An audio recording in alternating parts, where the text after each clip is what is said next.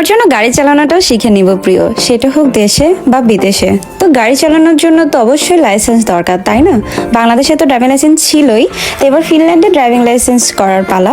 তো আজকে ড্রাইভিং লাইসেন্সই করতে যাব। সারাদিন কি কি করলাম সেটাই থাকবে আজকের ব্লগে। সো আসসালামু আলাইকুম, সবাই কেমন আছেন? তো আজকে আমি আমার বাংলাদেশি ড্রাইভিং লাইসেন্সটা এক্সচেঞ্জ করে ফিনল্যান্ডে যে ড্রাইভিং লাইসেন্স আছে সেটা নিতে যাব। তো এটার জন্য প্রথমে দরকার হলো চোখের টেস্ট, মানে আমার চোখটা ভালো আছে কিনা সেই টেস্টটা, সেটা রিপোর্টটা নিয়ে নিয়েছি, সাথে পাসপোর্ট, তারপর পিকচার, তারপরে হলো ব্যাংক কার্ড, তারপরে আছে হচ্ছে ড্রাইভিং লাইসেন্স বাংলাদেশিটা, এবং এটা হচ্ছে এই দেশের কার্ড, এনআইডি কার্ড।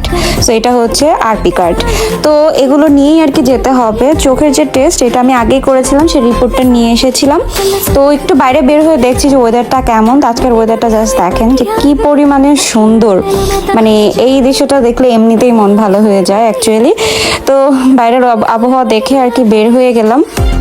আর আজকে আমাকে নিয়ে যাচ্ছে হচ্ছে আমার একটা ভাইয়া, যেটা হলো সুমিত ভাইয়ার সাথে আজকে যাব, কারণ ভাইয়া তো ড্রাইভিং লাইসেন্স অলরেডি আছে, সে জানে। আর যে খুব বিজি থাকায় আর কি ভাইয়াই আমাকে নিয়ে যাচ্ছিল। তো ফার্স্টেই আর কি আমরা বাসা থেকে বের হয়ে ভাইয়ার গাড়িতে করে যাচ্ছিলাম, এবং ভাইয়া বলছিল যে ঘুম থেকে উঠেছি, তো এখন কিছু খাওয়া দরকার। তো ভাইয়ার কফি খাওয়ার প্রয়োজন, তো সে সুপার শপে চলে গিয়েছে। এখান থেকে আসলে কফি নিয়ে আমরা বের হব। তো একটি ইনফরমেশন দিয়ে নিই, যেটা হচ্ছে যারা বাংলাদেশ থেকে আসবেন তারা অবশ্যই চেষ্টা করবেন ড্রাইভিং লাইসেন্সটা নিয়ে আসার, তাহলে দেখা যাচ্ছে এটা এক্সচেঞ্জ করে ফিনল্যান্ড থেকে ড্রাইভিং লাইসেন্সটা নিতে পারবেন।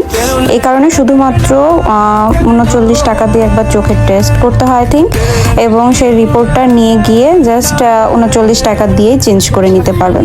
তারা প্রথম দিকে 6 মাসের একটা কার্ড দিবে, মানে একটা রিসিপ্ট দিবে, সেটা দিয়ে 6 মাস আপনি গাড়ি চালাতে পারবেন উইথ পাসপোর্ট। দেন 6 মাস পরে তারা কার্ড পাঠিয়ে দিবে পোস্টের মাধ্যমে, মানে পোস্ট অফিসের মাধ্যমে। তো আমরা চলে এসেছি আইভরমাতে। আমাদের অ্যাপয়েন্টমেন্ট নেওয়া ছিল সকাল 10টায়। সো এখানে গিয়ে সব কাগজপত্র ফিল আপ করে দিয়ে আমি পেমেন্টটা করে দিয়েছি। তো আমি একটু আপনাদেরকে দেখিয়ে দিচ্ছি, এই যে এই ফর্মটাই ফিল আপ করে দিতে হয় তাদেরকে, জাস্ট আপনি কি কি চালাতে পারেন, দ্যাটস ইট।